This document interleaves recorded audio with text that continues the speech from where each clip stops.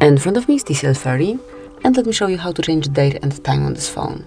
So firstly, you need to open the settings, then pick System and go to Date and Time.